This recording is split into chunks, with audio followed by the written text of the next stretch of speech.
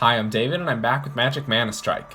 We're in the Vivien season, still pretty early in it, but keep in mind that I'm a free-to-play player, and I have decided, you can check out in a video linked up here, why I am not actually buying the Vivien Magic Pass. So, I am here with Koth. I want to point out that the sealed event starts in an hour, so that will be in my next video. But for now, let's use the Koth deck that I have. And this is pretty reminiscent of my previous standard event, pre-standard event video. But let's just test Koth in ranked games for an hour or so.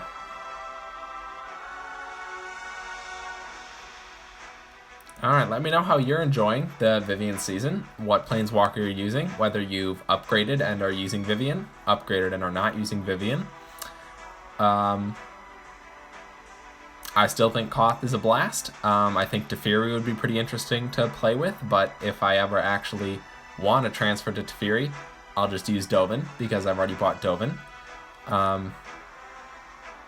Now that's because you get 2 free Planeswalkers with the as a free-to-play player.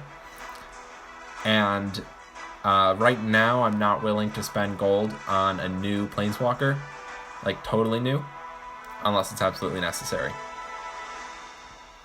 Well, I think it took us 50 seconds to catch a match here, but we found one against Nahiri, so this is probably going to be pretty challenging. She can be very aggressive and also very hard to kill because of her ability, which makes her either immune or take less damage or something like that.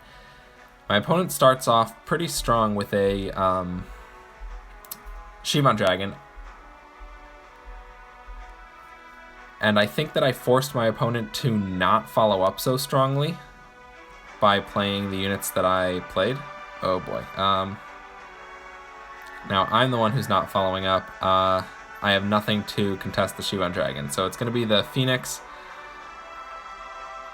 I did let too much damage go to my tower from the Shivan Dragon. That Blinding Mage is going to be notably hard to kill. Wow, my opponent gave me the kill on the Blinding Mage, I think, with the Core Entangler, pulling Koth to the to a place where I could play the Fire Shrine Keeper. So actually, Shivan Dragon took out my opponent's second Nahiri Planeswalker. So I believe that was notably powerful for me. It gives me a nice advantage here.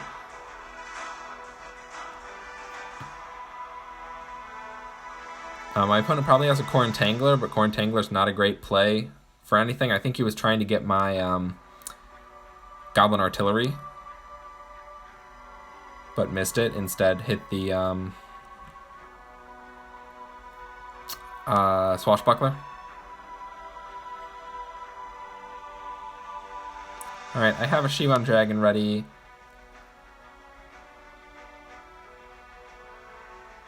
I'll probably use it here, but we know that my opponent has Shivan Dragon too. I think that's pretty lucky for me that Shivan Dragon was played. I don't really have anything to use right now. Oh, and so Shock with the stun was very unfortunate for me. I can't even use Koth's ability quickly enough. He's about to die. So luckily I have another Koth who does AoE damage, but this Nahiri push here is really hurting me, and my opponent now has another Nahiri to play, which will probably defend her tower enough. But I have to put in the aggressive units to try and do whatever I can to damage this tower. One more Goblin Artillery should do it. I just don't know if I have the time to play a Goblin Artillery. The next 14 seconds. Okay, I can do it. Goblin Artillery on the ground. One shot off. Shoot. Yeah, he didn't get a second shot off, so I lose this game. Trying to play 2 Shivan Dragons during ManaStrike was probably my mistake. I shouldn't have just dropped the dragon as my, oh, I'm at full mana. But also the dragon got shocked, which is kind of what killed it in the dragon versus dragon contest. Alright, let's just make sure to complete the quest. Alright. And get into the next game. So, again, I don't know if Nahiri actually makes herself fully immune to damage, or just take a lot less damage, but it was noticeable that when she played her ability, she didn't die. And then my stuff died. Alright, this is a Teferi player. Teferi's ability is that he gains a mana if he's on the battlefield. The player gains 1 mana when a building is played. Surprisingly to me, successful Teferi builds don't just run a ton of buildings.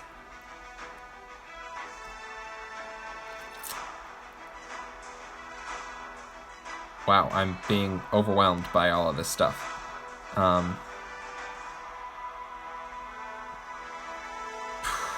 Yeah, I mean, I had to play 2 Koth there and didn't even win the battle. So this is only my opponent's 2nd Planeswalker, and I have already played 2. So it's gonna get bad.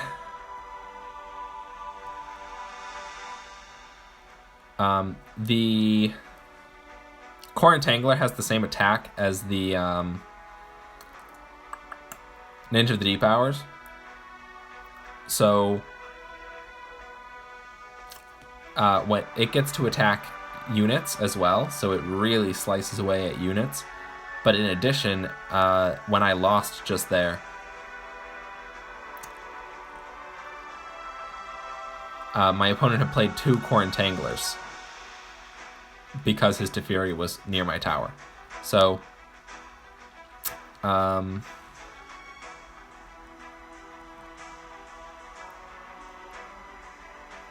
I think that was a big contributor to why I lost the tower. Oh boy.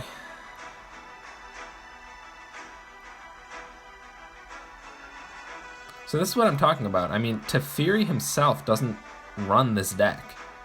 So, oh wow, that was pretty bad because the Swashbuckler didn't have the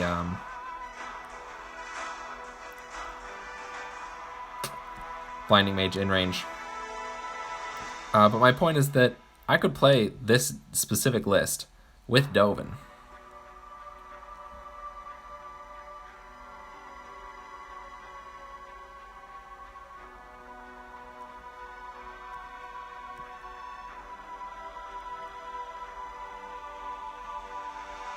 Yeah, so I've been able to handle the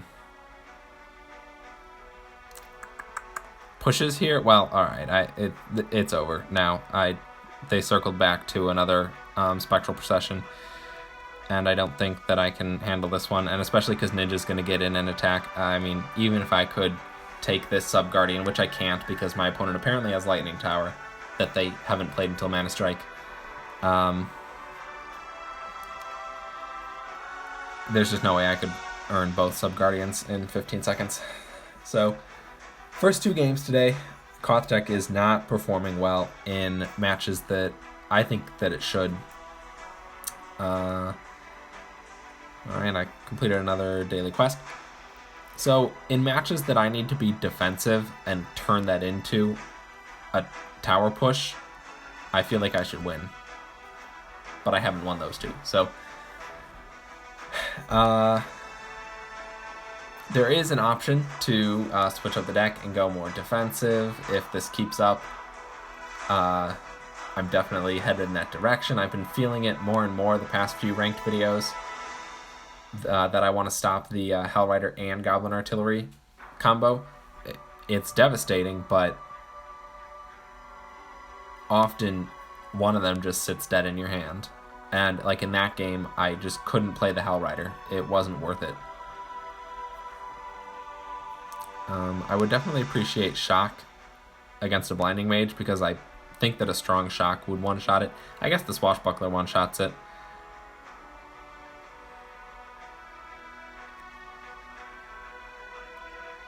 Okay. I'm looking for my ranged units to hit this Shivan Dragon. I think my own dragon and the Phoenix are enough. So I'll play another Goblin Artillery. It's going to be more annoying than the Hell Rider.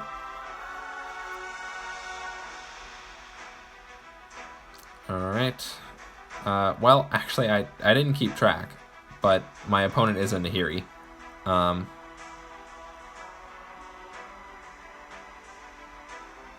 Alright, come on, Swashbuckler, do your thing. Nice.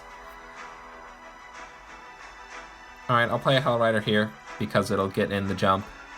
Deal some tower damage, but overall, I'm holding off on upgrading cards right now, just in case I do want to switch the deck.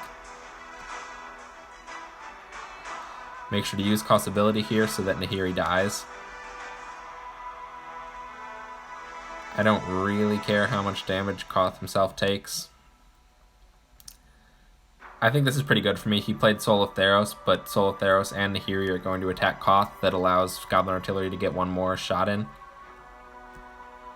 And another thing that's pretty good for me is that Blinding Mage is going to the upper tower.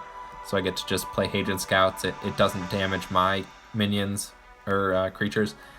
And the Hadron Scouts handle it for 1 mana. So I guess Goblin Artillery, because I want the 700 damage. It will be 3 shots, but there's 1, 2's coming, and he's not being hit by the Soul of Theros, so there's 3. Alright, Blinding Mage is proving really annoying for me to kill. Okay, actually Swashbuckler placed right here should hit it. There it goes. Also hits Shivan Dragon, so I don't know that just Swashbuckler and Phoenix can handle Shivan Dragon, but and I'm worried that the Hadron Scouts here are going to be hit by the Angel. They're not. They eat away at the Blinding Mage. So yeah, I mean, I have this game. I guess this is a Nahiri game that I won, but my opponent was not very aggressive with the Nahiris, whereas in the previous game they were. So that seems to be the difference. If you're a Nahiri player, you're playing against Koth or otherwise a semi-defensive deck, you overwhelm with aggressive Nahiris, and you don't get to be the slower player in that matchup. All right.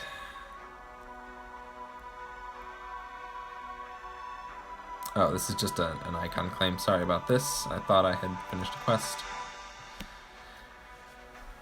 Okay, let's keep it up. Keep it up. I'm 2-1. So I guess let's improve our record for the day. But it's important not to just look at the day's record. Look at overall progress, right? I mean, there's variance. There's stronger opponents. There's all sorts of things that a 2-1 record across 3 games is nothing to judge the deck about. You can see I'm at 2306 right now.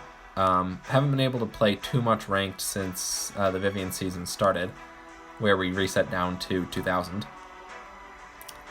So 2300 is pretty good, and I have another, 20 plus days. So I will still climb. Alright, let's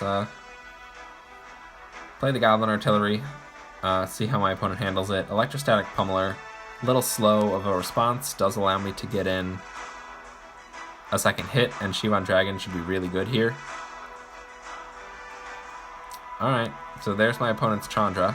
I should probably play Koth. I didn't think about that. I could have played him earlier. But yeah, Koth. See, so Koth has taken very little damage and killed Chandra.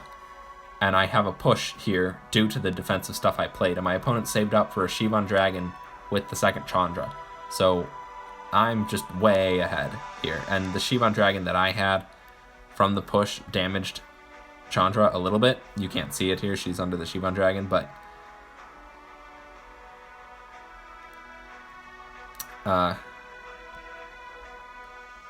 oh no, did she die?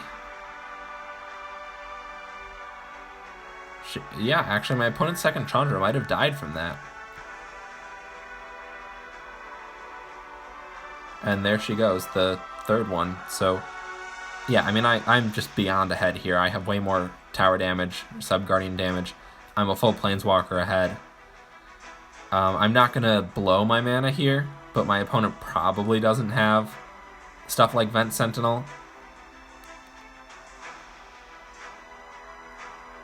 So I want my ranged, or my air attack units here.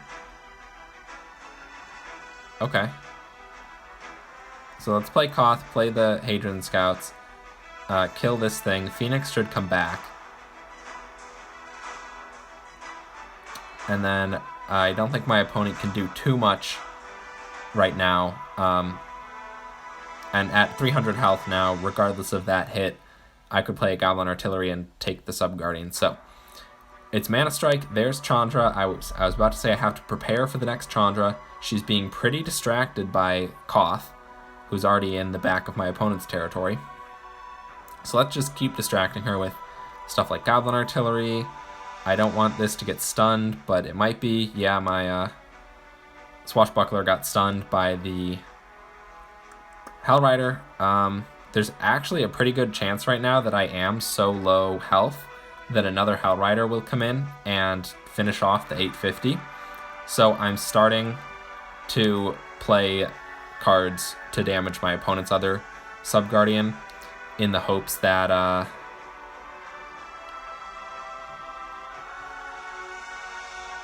if I lose the lower Sub-Guardian, which, see, I almost did. It's only at 16 health, so I really did almost lose that Sub-Guardian. Actually, there's a bomb that was super close to hitting my tower before time was over. So I was actually very close to losing my first Sub-Guardian and having to play in Sudden Death, which is why the initial aggressive set of the two, Hellrider and Goblin Artillery, playing that to just sort of annoy my opponent and get initial damage on the Sub-Guardian was very important. In case it did go into Sudden Death, which it almost did, I would have started damage on the Sub-Guardian and be ahead there, and I would have to turn that into a kill on the second Sub-Guardian to win the game. So, all right, this player is Dovin. Blue-white, like I said, I'd play Dovin if I wanted to play a blue-white deck right now. So, I assume he'll have Sphinx. Alright, there's a Core Entangler and Ninja. So I have a very typical Ninja response here. I play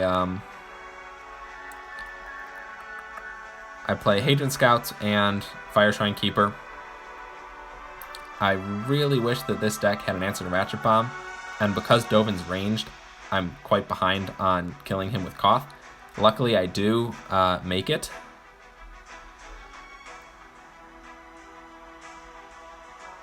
But I have to be ready for this Ninja. Okay, so the Ninja's down. I don't want to play the Hadron Scouts too early because I saw my opponent had a Ratchet Bomb. They didn't choose to use it on the Hadron Scouts this time. And I actually think, so I played the Phoenix because I think that I can kill Dovin without a Planeswalker. So now I'm a Planeswalker ahead. Play the Goblin Artillery because I don't think my opponent can do much. Alright, they have Core Entangler. Alright,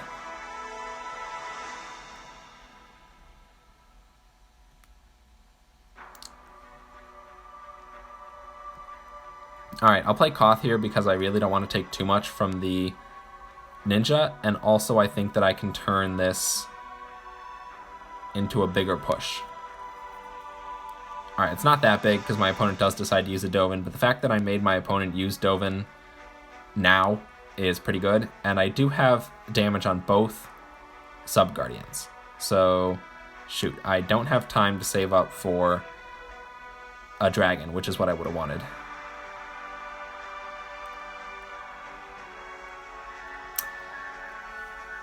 Alright, so I have some damage on both Sub-Guardians. My opponent has very much focused on the top Sub-Guardian in terms of damage. So I do have to be worried about not being able to finish the game. Because if all this damage had been concentrated on one Sub-Guardian, I'd be okay. Yeah, my opponent is even ratchet bombing the tower for just damage, and I assume they're gonna churn out Ninja of the Deep Hours.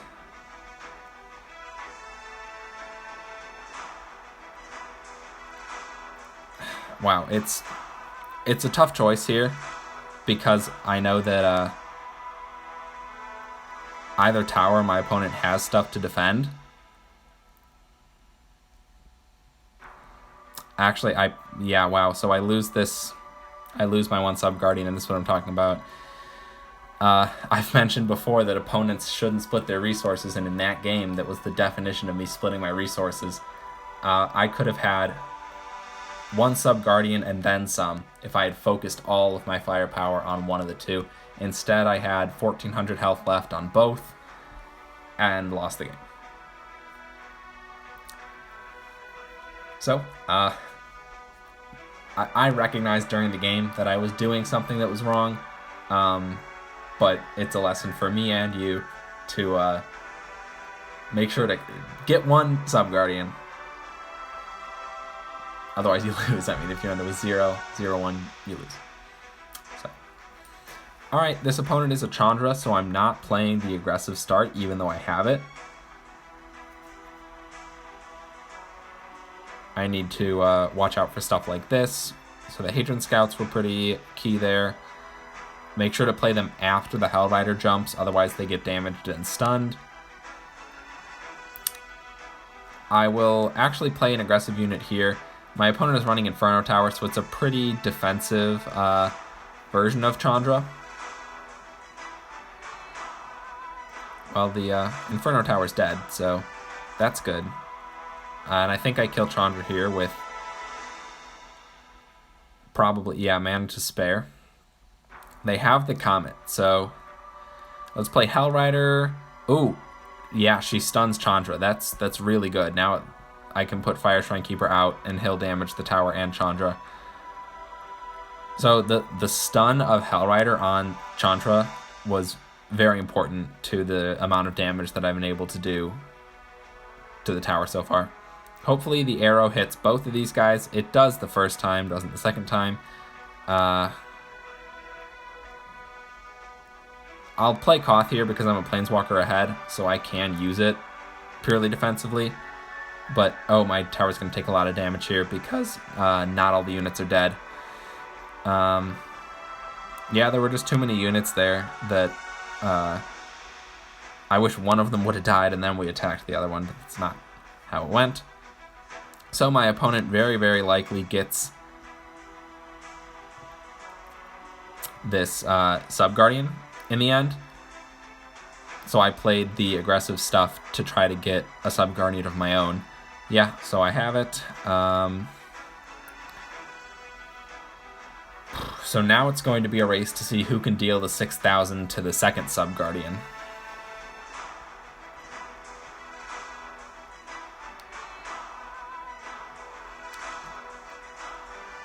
So I know that my opponent has another Chandra available, and there it is. But I have 3 Koth, which I only just checked and realized. So I'm going to make sure to play them very liberally. As well as my other units. Because of the Inferno Tower, I want to make sure that the Inferno Tower dies quickly after it's placed, which it did. And by playing my Koths very quickly, I will, hopefully, the goal is outvalue my opponent, because I have Planeswalkers to play in addition to other cards. And one more shot from the Goblin Artillery wins me the game, and there it is. So, probably sound like a broken record, especially to Ganesha, who prefers Chandra over Koth, but I beat Chandra that game by playing defensively, using my Shivan Dragon sparsely but usefully, Koth and Fire Shrine Keeper defensively, as well as Swashbuckler defensively, to take out his units in AoE groups or single target, depending on what was being sent to me. I used the Hadron Scouts to deal with the Hell Rider, but you have to play them after the Hell Rider jumps. Therefore, you are guaranteed to take some damage on your tower, and Chandra does her blast thing, so you're going to take tower damage throughout the game. And once I recognized that I wouldn't be able to win 1-0, I started my push for the 2-1 win, which is what I talked about last game or 2 games ago. But you need to get a tower, and then if you know that you're not going to win at 1-0 and it's going to go 1-1, then as a Koth deck specifically, and possibly some other mid-range style decks, then you start on the 2-0 or the 2-1 win before it's necessary and before your opponent has the tower, or before your opponent can start their push for the second tower, because it's all about earning small advantages and then leveraging them to a win. Nope, not Magic TV. I want to claim this daily quest.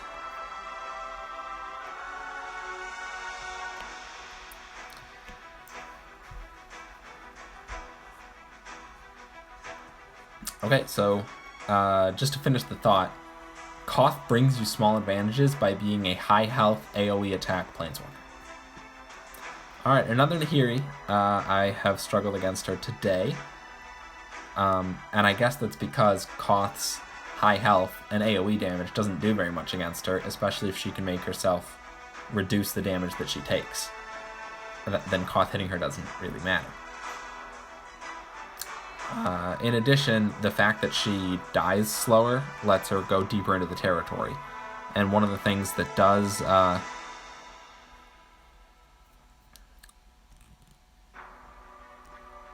hurt this deck is if something is played too close to the tower and I don't have the chance to respond to it with my defensive units.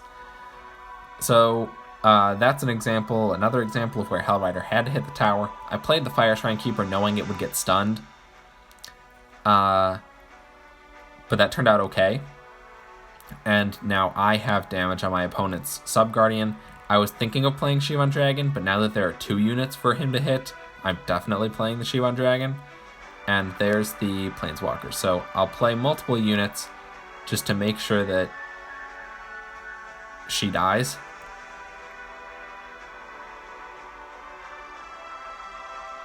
I probably should have saved for the Hell Rider there because Koth was in the territory. And Hell Rider, I don't actually know the split, but Hell Rider's probably more damage if it can get a jump and 2 attacks than Goblin Artillery. Ooh, my opponent did distract the Shivan Dragon in the top lane with Haunted Guardian, so very much worth it for him. To sacrifice the 3 mana and the Haunted Guardian card to avoid Shivan Dragon tower damage, definitely worth it. So, both of us have very little damage on the secondary tower, but I have way more damage. No, not actually way more damage. We are pretty much 1-to-1 for damage on the primary Sub-Guardian that we're attacking as well.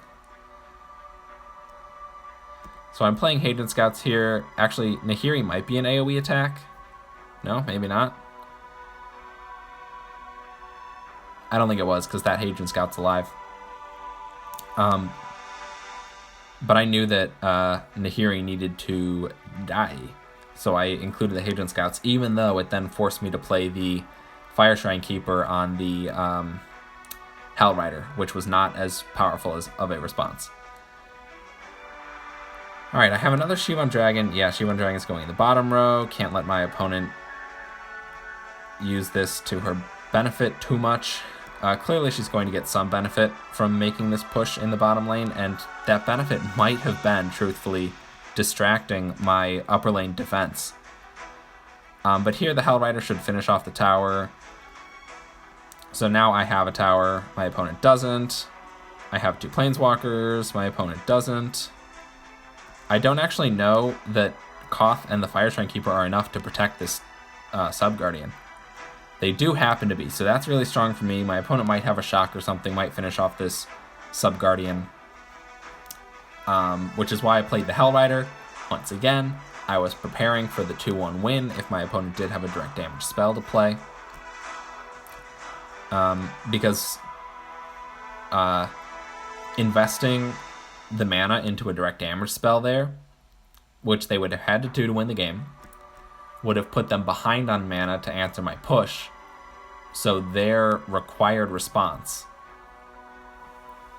to win the game, to stay in the game, let's be honest, because it was going to go into sudden death, would have not given them the opportunity to defend against losing the game in the next few seconds as my Hellrider, Koth, and Fireshrine Keeper went towards the tower.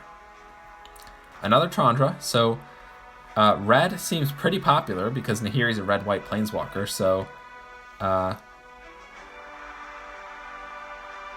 mean, I'm happy with that. I think red is a very fun color to play in this game.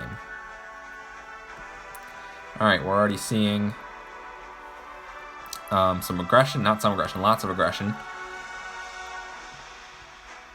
I answered the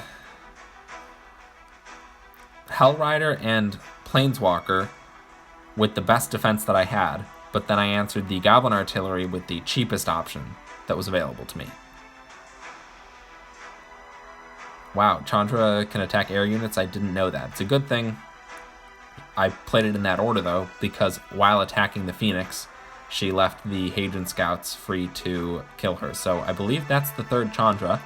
So this is pretty typical play for a Chandra deck, but wow, Chandra got eaten by the Shivan Dragon, so my opponent's going to try to continue to stay in this game, but they have no more Planeswalkers for the next minute, so that's something I should capitalize on. I'm going to play Hellrider against the upper tower here, because I learned my lesson from last time. It's probably overkill, but I'd rather overkill and secure the 1-0 than put damage on the lower Subguardian and just forget about the Subguardian that's pretty close to dead. Alright, there's nothing great to answer a Haunted Guardian. Typically my go-tos are the Ashcloud Phoenix and the Hadron Scouts, so that's what I'm going to play. I have a Planeswalker. I don't know that it's right to invoke Koth here.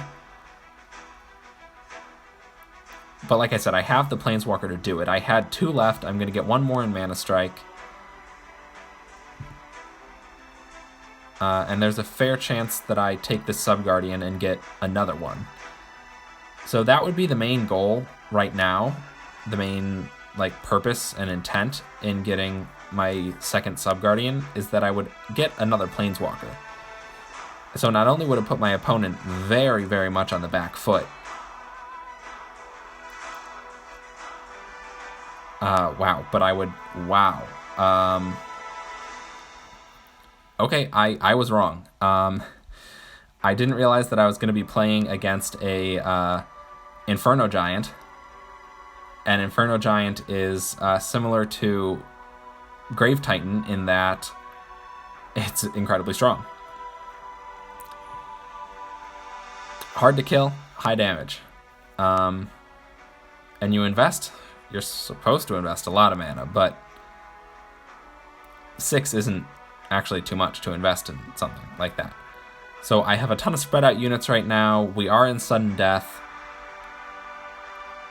Alright, I'm playing a Koth. There's 48 seconds left in this game. I have 2 Koth left. Oh boy, I was at 10 mana. My opponent used both of her Chandras. I was going to say I don't know why. I know why. It's because that's how my opponent wins the game. But I win the game here by Koth not dying. Unfortunately, I didn't play his ability in time. But let's do this again. Trying to push a very significant amount of damage, 3,000, on the opponent's Subguardian. Okay, wait. Use cost ability. Make sure he doesn't die too badly. But in 5 seconds, I guess it's not going to happen. So we do draw this game. It's a little disappointing, but truthfully, that's what Inferno Giant does, I guess. Like, if I hadn't been such a aggressive deck, like, I know the deck itself isn't aggressive, but it has the possibility to be. So, because I got my 2 Sub-Guardians, that led to the draw as opposed to a loss. But against most decks, that Chandra deck would win in the last few seconds of the game by playing an Inferno Giant on one of the damaged Sub-Guardians and finishing off the other with Hellrider. So I guess that's an example of why you want to go for the 2-0 or 2-1 win, is in case you get surprised by an Inferno Giant. And then my opponent was able to leverage Inferno Giant multiple more times during ManaStrike and Sudden Death to keep it at a draw and prevent them from losing. Alright, moving on. I am facing a Teferi here. Probably has a building, but let's see if it's in his initial dock. Doesn't seem like it. Alright, Wave Crush Triton can't attack air units. Maybe Teferi can.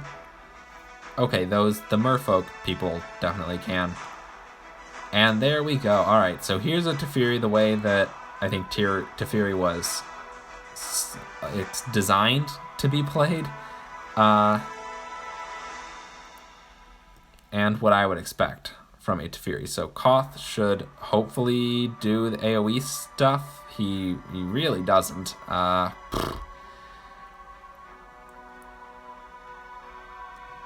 Alright, I mean, this is going pretty poorly for me, but my opponent had to invest a lot in this. I mean, it's 2 buildings and a bunch of other stuff, so hopefully they're on the back foot right now, and I can capitalize on that to get in some tower damage. Yeah, so I did bring it back to about even. But remember that it cost me 2 Planeswalkers to defeat him the first time. So wow, Teferi is ranged, and I still can't tell if he attacks air units. So a building would be very clutch in this matchup specifically, where all of his units would attack the building instead. Yeah, I don't really know what to do. I guess Hadron Scouts for the priest thing. But I'm going to be in trouble during ManaStrike. I don't think I care about any of this. It'll all die to stuff. Wow, he actually does push the Teferi in the bottom lane. Oh, okay. He's defending. He wants to, he wants to not die. Or, he wants to, yes, win the game by not losing. So my opponent's plan is going to be oh boy, not lose the Sub-Guardian that is largely damaged. So I was able to stop that. Let's stop Teferi before I lose the whole game by losing the main Guardian. I don't think my opponent intended to take the main Guardian and win that way. Yeah, by playing the Spectral Procession on the Sub-Guardian, that further enforces in my mind that my opponent's plan is not actually a main Guardian win. And I think that my only chance right now is because Koth has made it to my opponent's Sub-Guardian, and my opponent has this Teferi, to try to take the Sub-Guardian for the win. Now, I didn't make it, so if I can stay alive for 29 seconds, I probably win or tie the game, which is my personal goal here. I'm actually not going to play Koth right now. I guess there's a chance that I can use my final Koth, which I forgot that I had, to win the game, but I think it's unlikely. Yeah, I think I just use him to stall for 10 seconds. Misplace on the Fire Shrine Keeper. So that would have been useful, but whatever. I got a draw in the end.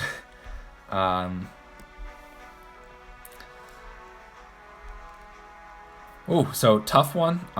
I'm proud of my opponent, I'm going to be honest, for playing 2 buildings. I think that's how Teferi was designed to be played. I like planeswalkers that gear you to a specific play style that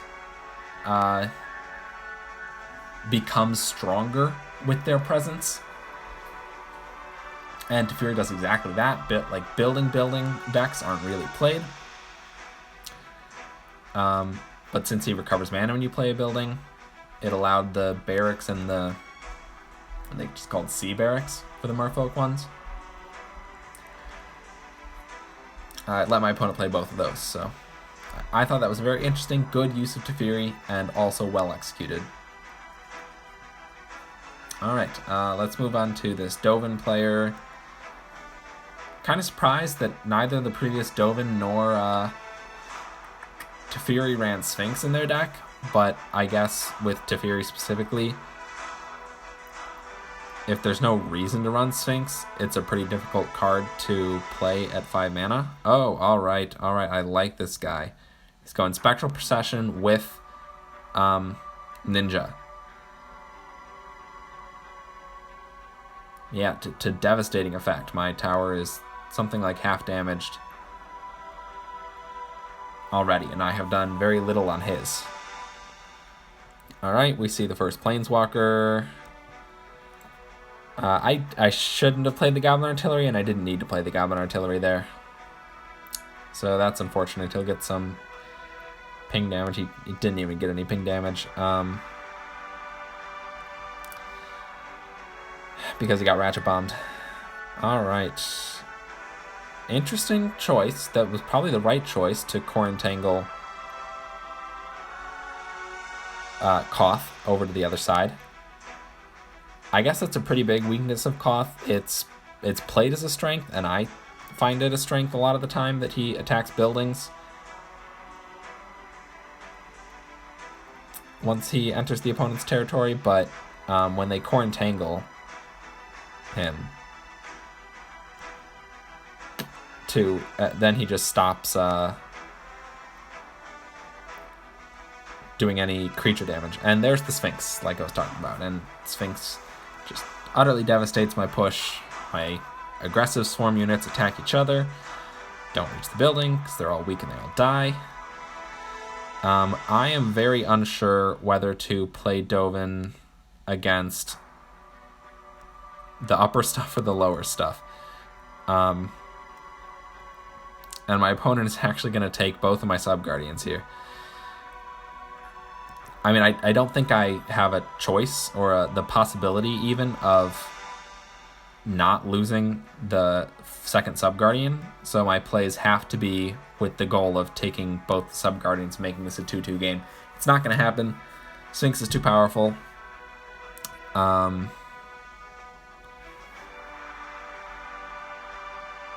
Plays a Ninja in the upper lane for a bizarre reason.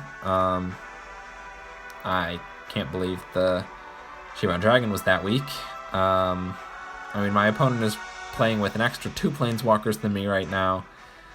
5 seconds left in the game, and I'm not even close on either of the towers, so this is another loss.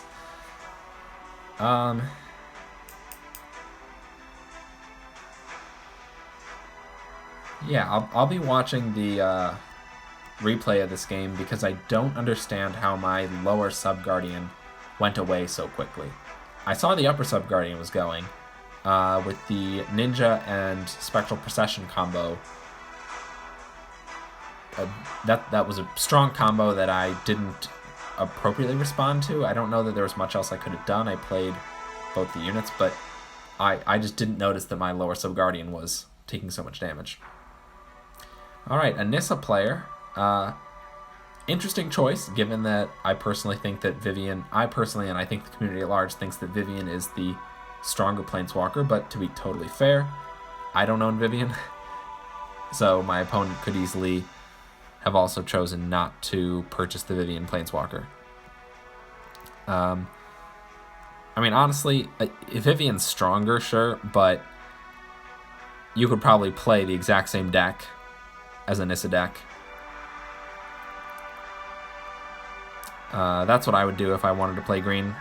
So, yeah, let's not judge the opponent for any reason. My guess is that they were they want to play green. They recognize that green is relatively strong. It's not as weak as I used to think it was, but they probably don't have Vivien, so they play Nissa, which is a totally appropriate replacement for pure green. Though,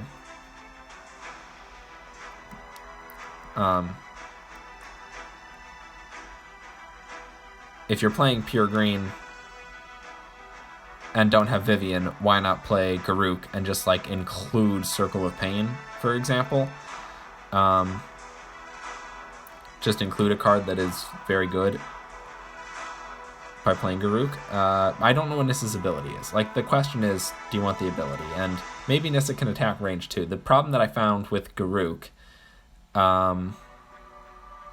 is that he only attacks ground, and I use Koth all the time to handle groups of ranged units because he does AoE air attack. I should say groups of air units because he does ranged AoE attack. Ouch. The fact that the Swashbuckler did not hit the whatever this is called, Sylvan Scout or something, is really bad.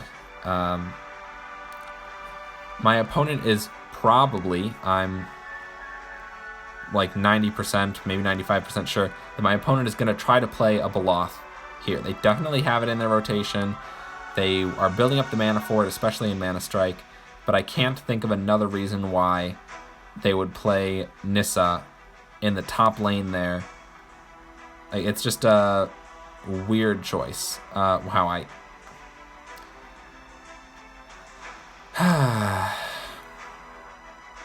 It turned out to be an amazing choice because Koth didn't die, and that's not something they could control, which is why I don't really think it was my opponent's intention. But since Koth didn't die and I couldn't play him to counter Nissa, my opponent was able to just steamroll the lower Sub-Guardian. Alright, ooh. So I did get the lower Sub-Guardian of my opponent, which keeps me in the game here for sudden death. My opponent has... Oh, no, that's not Nissa. I have an alive Koth up there.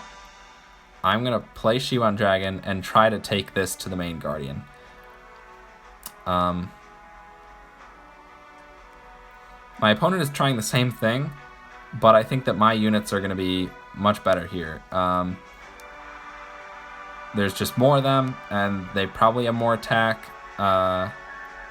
I mean, let's add some stuff because I don't want to lose the game. My opponent was pretty close. I mean, they did a lot of damage pretty quickly to the main Guardian. But Red's aggression is just better than Green's aggression, so I did win out in that race to the main Guardian. Okay.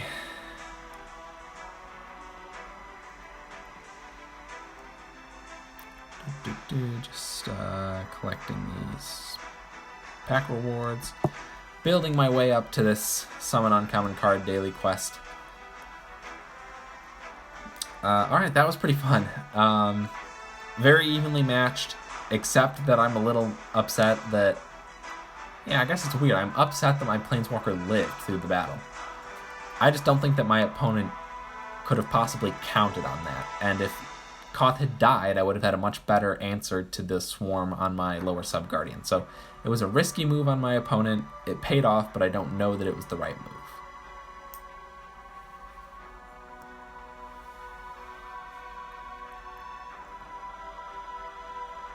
Alright, so in this game I'm playing Dovin. He used the Planeswalker to answer my Hellrider, so I know that he has full mana right now.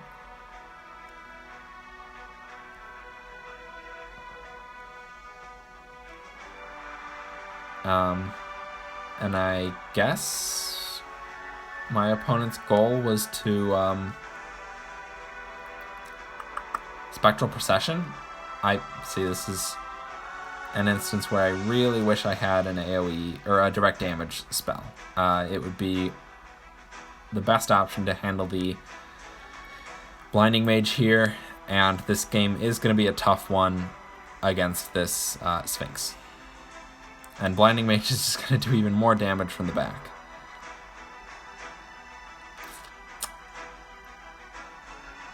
Uh-oh, oh, no, no, no. Oh, I have nothing to handle the ninja. So, again, this Dovin player, just like the last time, is trying to win with Spectral Procession Ninja, which is a very strong combo. I mean, it is what I lost to last time. But since I know it's coming, I was going to say I can respond, but look at that. Both my towers are at 2,700 health, and the closest I am at on his is 35. I mean, I'm glad that the lightning tower's gone, but I mean, now I've put one of his towers to a place that both of my towers are at. Oh no, oh god. So the playing the Phoenix there was really bad. It was 3 mana, and I could have used that 3 mana on things to stop the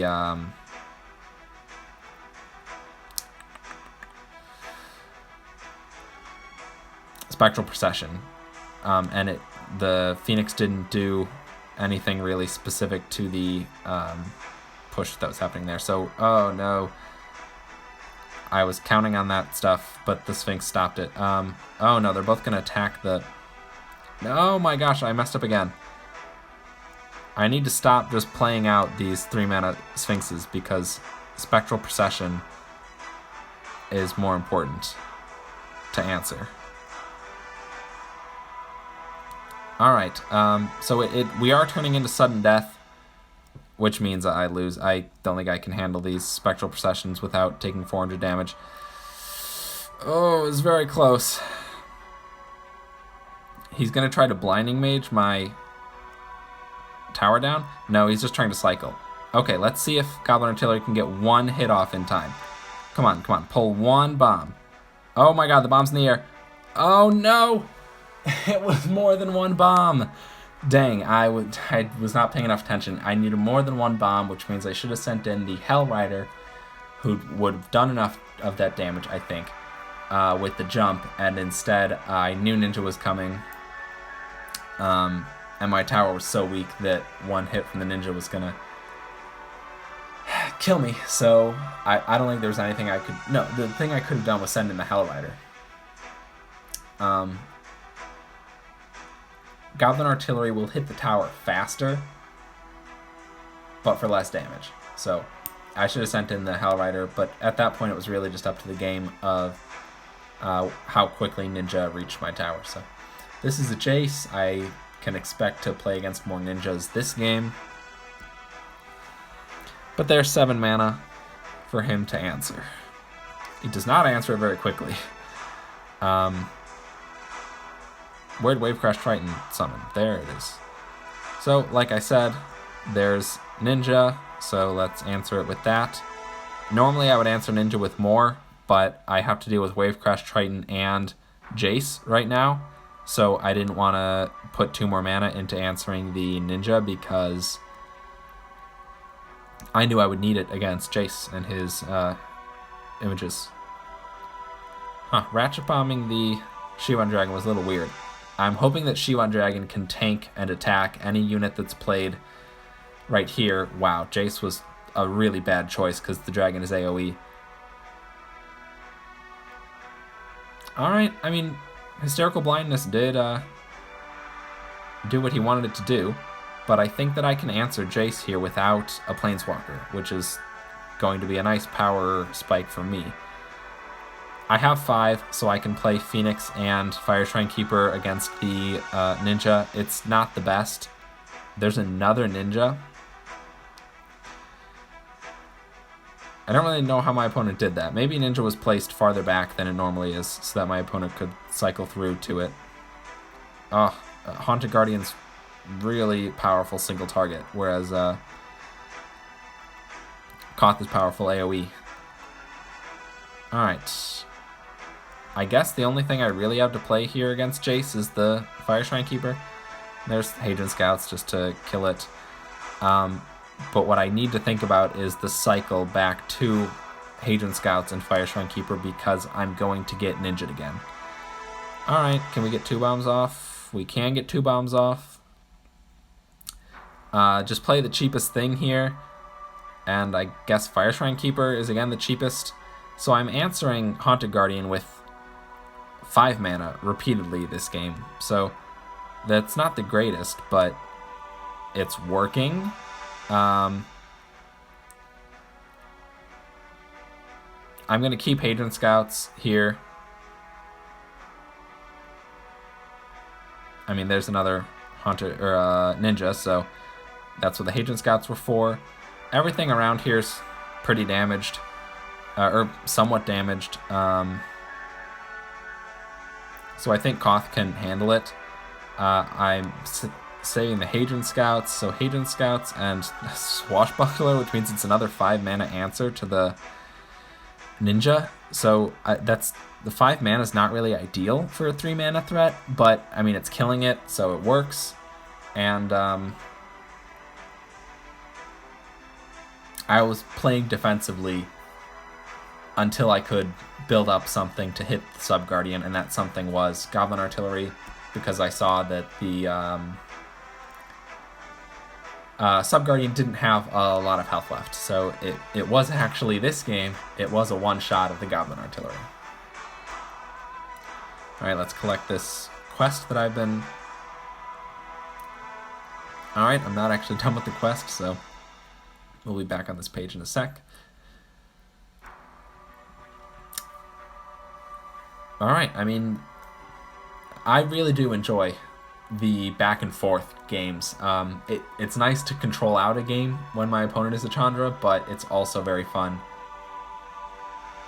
Alright, to go back and forth with an opponent like that and just eventually eke out the win. Alright, Ola Banana is a Gideon Planeswalker. Now, Gideon must be a pretty old title Planeswalker because he's pure white and Ajani is the normal pure white Planeswalker. So I feel like he was the title Planeswalker of one of the seasons before this game went public.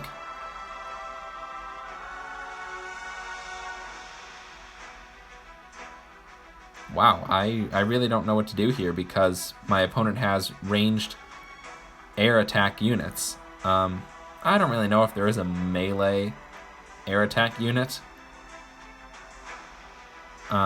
Because by definition anything that can hit the air is ranged, but yeah, alright, I gotta play Koth here. I was hoping to avoid playing Koth to answer this Gideon, but Gideon just had too much health. Hopefully Hellrider can tank some stuff and so Koth makes it to the tower, but actually does white have a dedicated AoE damage spell? Nah, just some AoE minions. Creatures. Dang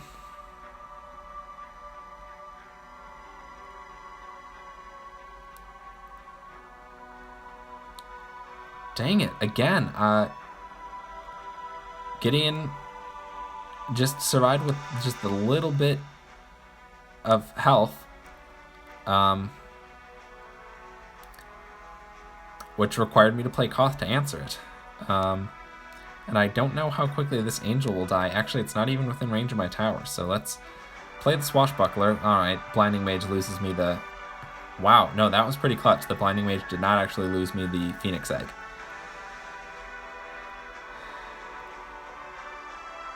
My opponent has a little damage, not as much as you would expect from the types of pushes that they've had. But they do have a bit of damage on my Sub-Guardian. By a bit, what I mean specifically is more than I have on theirs. So this is going to be a fight here, where my opponent is going to try to damage my Sub-Guardian as much as possible. But I hope that with Goblin Artillery and just slowly chipping away at the tower with other units like the Phoenix that can reach it, that I can eventually eke out the win to this game. In fact, if I can answer Gideon, well, I'll try again, without Koth, I will have a very strong position to use my final Koth when my opponent doesn't have another Gideon. So there goes Gideon. My opponent should build another push, because how else do they win the game? And when that happens, I will use Koth. So there is Core Entangler. So I do want to play Koth soon.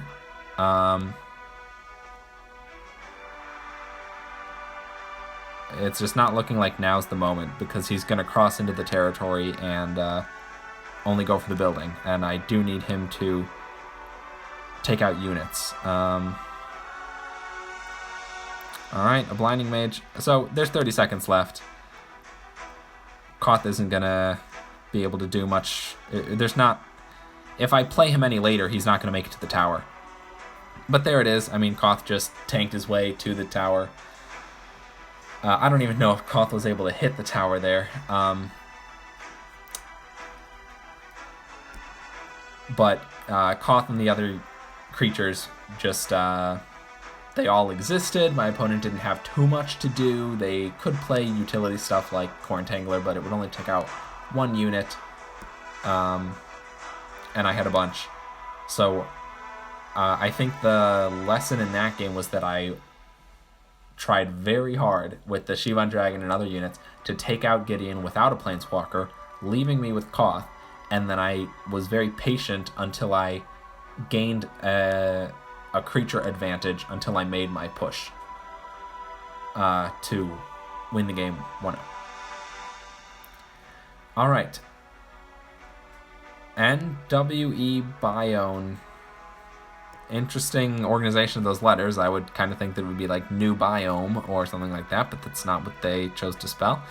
Their Planeswalker is Will Rowan. So they did some nasty damage to me with the Goblin Artillery.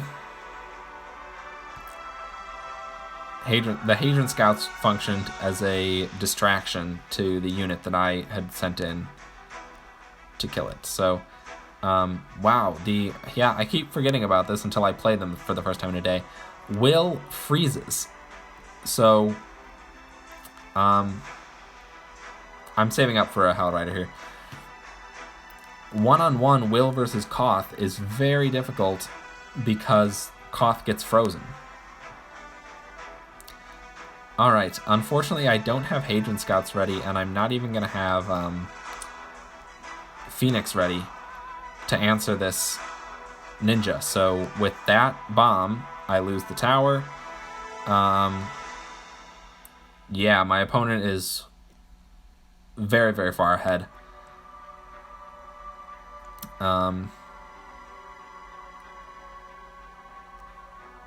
I don't think I needed to play that Fire Shrine Keeper. So yeah, my opponent is super far ahead. They now have an additional Planeswalker, and I only have 2,000 damage on the Sub-Guardian, so I can't just let her take it, but oh boy. Alright, so the only way I win here is with 2 big pushes in ManaStrike. But my opponent has that will plus another will. Wow, that... Alright, they really know how to play the ninja. They backed it up with a lot of stuff that's going to be particularly tough for me to stop. So, I guess this is a pretty good instance of where my opponent is taking advantage of their ability to pressure me for the potential 2-0 win, while I am going to struggle just to make it a tie and go into sudden death. I do have a lot of damage so far on the Sub-Guardian.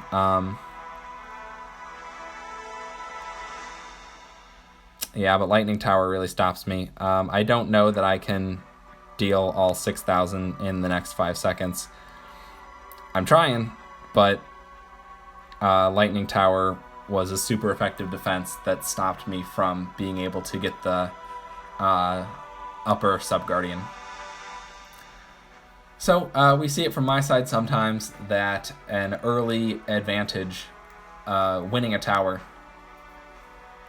early in the game, often leads to victory. Especially when I'm a deck without shenanigans. I don't have Grave Titan or Inferno Giant. So I need to be the one that has the advantage throughout the game. And when Will got it, it was just over. Towers are always hard for this deck to beat. Skull Catapult was a real pain, and now it's kind of fallen out since it got nerfed.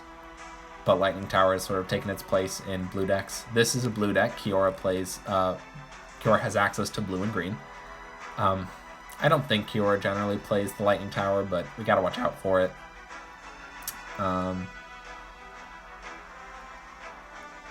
Alright.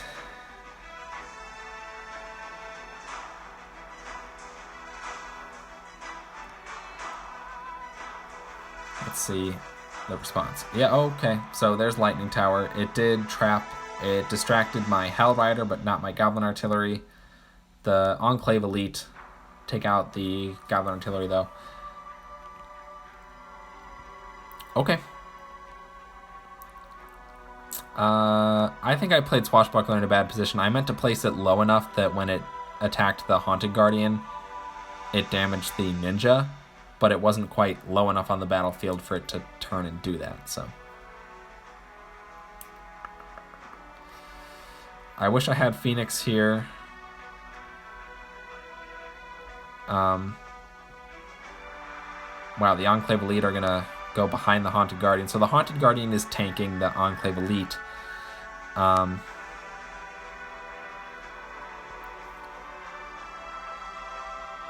and the Enclave Elite took out the Phoenix, and then it wasn't available to damage the Ninja. So my opponent's playing particularly well.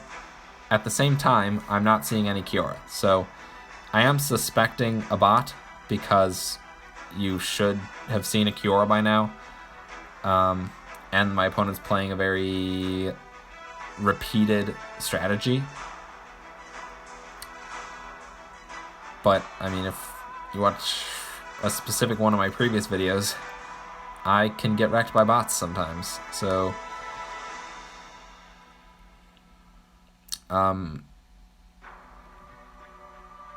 yeah, a bot is not a guarantee of a win. Now, in recognition of the fact that this is probably a bot, I did kind of turn it around. I let them think that I was going for the upper Sub-Guardian and then devoted resources to the lower Sub-Guardian. I have plenty of Planeswalkers to go around here. I didn't mean to place the Hadron Scouts in the bottom. That's just my crappy phone screen. A Vengevine in this deck that has not been played yet. If you're running Vengevine, you want to play it as often as possible. So this is just definitely a bot. They got a Sub-Guardian, though, and they are way closer on the second one than I am on theirs. So...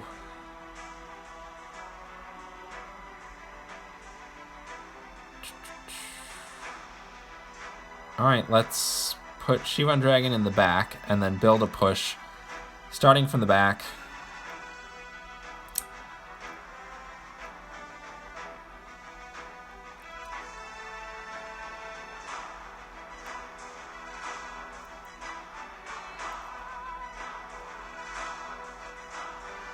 Okay, so I have units.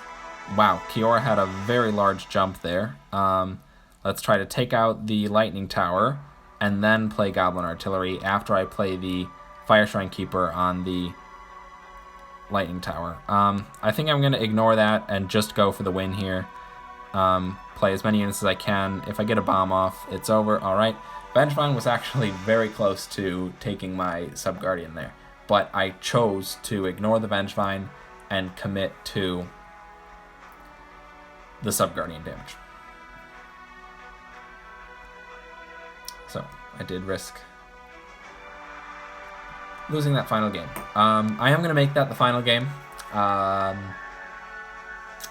had a good run. I will be posting the sealed event video after this video this time. So this is, you'll get them in chronological order. I'll be playing this deck. So if you are liking the content, look forward to the sealed event video. Remember, it's a high stakes event. I believe it's another 3 losses, you're out, but you take your constructed deck into it. And everything's capped out at level 6, so it's a little more fair. If you enjoyed my video, please subscribe so you get notified when I post the next one. Leave a like or a comment on this video. I respond to all the comments. I appreciate you and your time. Thank you for watching.